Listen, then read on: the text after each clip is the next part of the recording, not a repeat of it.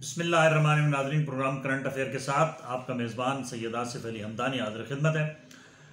नाज़रीन, आज की जो सबसे बड़ी खबर यह है कि भारत को मुंह की खानी पड़ी और इंडिया ने बड़ा ज़ोर लगाया कि वो यूनाइटेड जो यूरोप जो यूनाइटेड नेशन का सिक्योरिटी काउंसिल है उसका मुस्तकिल मेंबर बनने के लिए वो 2004 से एड़ी चोटी का ज़ोर लगा रहे हैं, लेकिन एक दफ़ा फिर उसको शिकस्त हुई और जो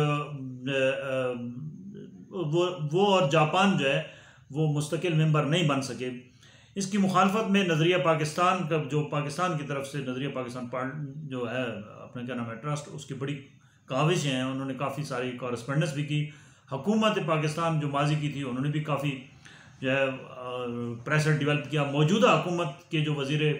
जो खारजा हैं बिलावल भुट्टो, उन्होंने भी काफ़ी प्रेशर डेवलप किया। ये क्योंकि हमारी नेशनल सतह की चीज़ थी जिसके ऊपर हमारा जो साथ है वो चाइना ने दिया, जनूबी कोरिया ने दिया और ये वक्त ने साबित किया है कि ये हमारे चाइना जो है वो हर मुश्किल वक्त में हमारा एक बेहतरीन साथी है और इंडिया को शिकस्त हुई और इंडिया की मुस्तकिल रुकनीत की जो दरख्वास्त थी वो मुस्तरद कर दी गई है। लिहाजा इंडिया इस गेम से बाहर चला गया। ये क्योंकि इंडिया की कोशिश थी कि इंडिया जो अपनी चौधराहट है इस खित्ते की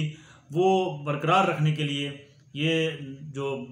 सिक्योरिटी काउंसिल है उसको वो मुस्तकिल मेंबर बनने के लिए वो हाथ पाँव मार रहा था। लेकिन हमारी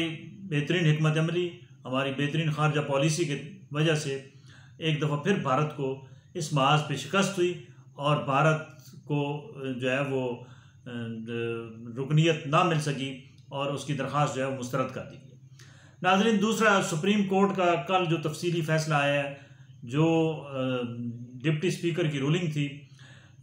25 मई वाली, उस पर काफ़ी जो है वो इस वक्त पूरे मुल्क के अंदर जो है वो शोर गुल मचा हुआ है और आज वाज़ेह तौर पे वज़ीर दाखिला राना सनाउल्लाह साहब ने अपनी प्रेस कॉन्फ्रेंस के ज़रिए ये वाज़ेह तौर पे पैगाम दे दिया है कि एक्स प्राइम मिनिस्टर यानी इमरान खान साहब, स्पीकर असद कैसर साहब साबिक जो थे और साबिक डिप्टी स्पीकर कासिम सूरी साहब और साबिक वज़ीर इत्तलात व नशरियात जो है वो फवाद चौधरी साहब पे आर्टिकल 6 लगाने के लिए पूरी उनकी जो लीगल टीम है उसने बाकायदा होमवर्क शुरू कर दिया है और इसके ऊपर वो इसी सुप्रीम कोर्ट की जो फैसला है उसकी रोशनी में है, क्योंकि उसमें एक इख्तलाफी नोट लिखा गया है। एक जज ने ये जजमेंट दिया है कि आइन को तोड़ा गया है, लिहाजा जिन्होंने भी आइन तोड़ा है आखिरकार ये आर्टिकल 6 का जो है ये इस्तेमाल कब होगा, इसका इस्तेमाल के लिए भी पार्लियामेंट जो है वो मुश्तरका तौर पे कोई हिकमत अमली दे, क्योंकि आर्टिकल मौजूद है लेकिन आज तक इस आर्टिकल को लगाने की माजी में भी कोशिशें की गई लेकिन प्रैक्टिकल नहीं लग सका और इसकी प्रैक्टिस जो है वो सिर्फ आर्टिकल 6 की जो प्रैक्टिस है वो सिर्फ और सिर्फ साबिक वज़ीर आज़म जुल्फ़िकार अली भुट्टो, जिन्हें बाद में जो है वो सज़ाए मौत दी गई थी, उनके ऊपर लागू हुआ। सिर्फ इस पाकिस्तान की पूरी 73 साल तारीख में एक ही दफ़ा ऐसे हुआ। अब इस पे जो है वो काफ़ी गर्मा गर्मी हो रही है और जो आज साबिक वज़ीर जो इत्तलात व नशरियात हैं फवाद चौधरी साहब की भी एक लंबी प्रेस कॉन्फ्रेंस आई है। उन्होंने कहा जी कि पहली बात तो ये सुप्रीम कोर्ट को डायरेक्शन देने की ज़रूरत नहीं थी। दूसरा उन्होंने कहा जी कि अगर आर्टिकल 6 हमारे ऊपर लगाने की कोशिश की गई तो ये याद रखें कि रस्सियाँ कम पड़ जाएंगी, गले ज़्यादा हैं, क्योंकि हर एक ने अपने दौर में आइन शिकनी की है और हर एक ने अपने दौर में ऐसे काम किए हैं जिसके ऊपर आर्टिकल 6 लग सकता है। दूसरी जानिब साबिक वज़ीर आज़म इमरान खान साहब के जो आज डेरा हाजी खान में जलसा था उसके अंदर उन्होंने भी ललकारा है एक मरतबा फिर कि जी ये एक हमारी जो है वो जो रिट पिटीशन थी उसके ऊपर ना कोई सुना गया, ना ही कोई उसके ऊपर कोई इंक्वायरी मुकर्रर की गई और मैंने तो अपनी सतह पे जो वो लेटर आया था जिसके ऊपर डराया धमकाया गया था, जो अमेरिकन साजिश जैसे वो करार दे रहे हैं, उन्होंने कहा जी मैंने तो उसके ऊपर अपने दौरे हुकूमत में पहले कैबिनेट के अंदर उसको डिस्कस किया, फिर उसके बाद मैंने काफ़ी सारी जो है वो उसके बाद मैंने कौमी असम्बली के अंदर उसको ओपन किया, फिर वो कहते हैं जी मैंने लेटर लिखे और इसकी इंक्वायरी जो है ये इंक्वायरी कमीशन मुकर्रर करना हमने सुप्रीम कोर्ट को भी सदर पाकिस्तान ने लेटर लिखा है लेकिन उसका कोई जवाब नहीं आया। उनका ये मौक़िफ़ था कि उसे प्रॉपरली इस ख़त को जांचा जाए। ये जो रिजीम चेंज का जो हवाला दिया जा रहा है और जिसके ऊपर सारी इस वक्त जो है फोकस है कि इम्पोर्टेड हुकूमत ये लाई गई है, इसके ऊपर साबिक़ वज़ीर आज़म का कहना था कि हमारी जो है वो रिव्यू होना चाहिए और कोर्ट जो है आज सर नो जो है वो इस पर गौर करे और हमारे मौक़िफ़ को वो उसके लिए कोई इंक्वायरी कमीशन मुकर्रर किया जाए जिसके ऊपर ये इंक्वायरी हो सके कि जी ये ख़त जो लिखा गया था ये असली है या नकली है और क्या वाकई थ्रेट हुए थे। उन्होंने कहा मैंने सलामती कौंसिल में भी इस मसले को रखा,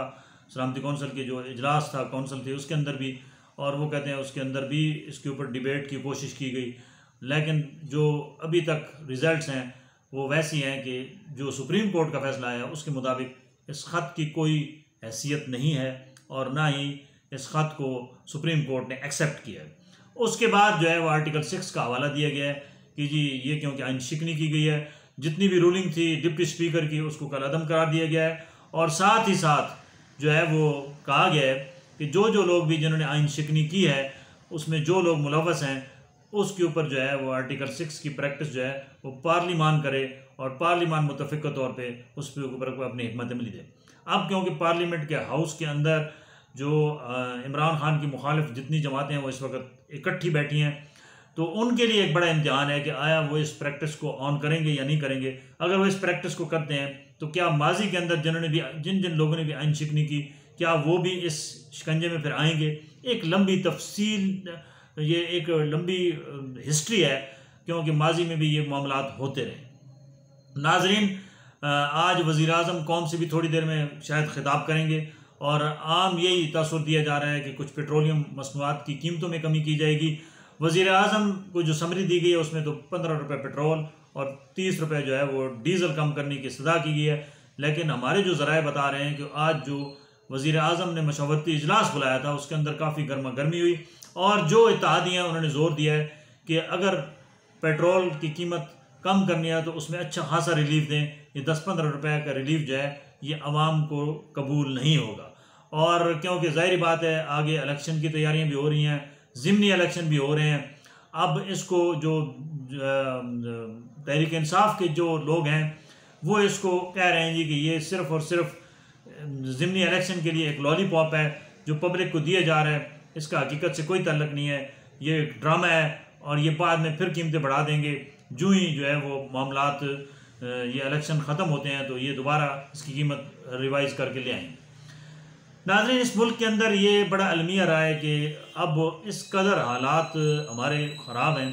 कि अब अच्छाई भी जो है वो उसकी भी समझ नहीं आती, वो भी अगर कोई करने लगता है तो उसकी बड़ी शक की निगाह से उसको देखा जाता है। और ये अलमिया है कि पाकिस्तान के अंदर ना ही जमहूरी सिस्टम परवान चढ़ सका, ना हमारी कोई पॉलिटिकल ग्रोमिंग उसके अंदर कोई बेहतरी आई है, बल्कि इसके अंदर दिन ब दिन जो है वो शिद्दत आती जा रही है। और ये जो शिद्दत पसंदी का रुझान है इससे हमारे मुआशरे के अंदर बहुत बिगड़ाव आएगा और लोगों के अंदर जो है वो अदम बर्दाश्त की वजह से खाना जंगी की तरफ हम अल्लाह ना करे जा रहे हैं। दूसरा, वाज़े तौर पे ये नज़र आ रहा है कि जो पब्लिक है उसके अंदर अवेयरनेस आने के साथ साथ लोगों को थोड़ा सा अखलाकियात का भी दर्स देना चाहिए। हमारे ख़ुसूसी तौर पर पॉलिटिकल लीडर्स को मैं बार बार कहता हूँ कि बुरे नामों से ना पुकारें एक दूसरे को, कम अज़ कम तनकीद भी करें तो वो बराए इस्लाह होनी चाहिए। और ये जो है गाली गलोच का कोई फ़ायदा नहीं है, ये इस कल्चर को फ़रोग़ ना दें, ये आने वाले नस्ल की तबाही और बर्बादी का बायस बनेगा। अल्लाह ताला से दुआ है कि अल्लाह ताला इस वतन अज़ीज़ पे अपना रहम फजल कराए और अल्लाह ताला पाकिस्तान को हकीकी मानों में जो है वो इस्लामी फ़लाही मुमलिकत बनाए और हमारे हुक्मरानों को अक़ल सलीम दे। बहुत शुक्रिया।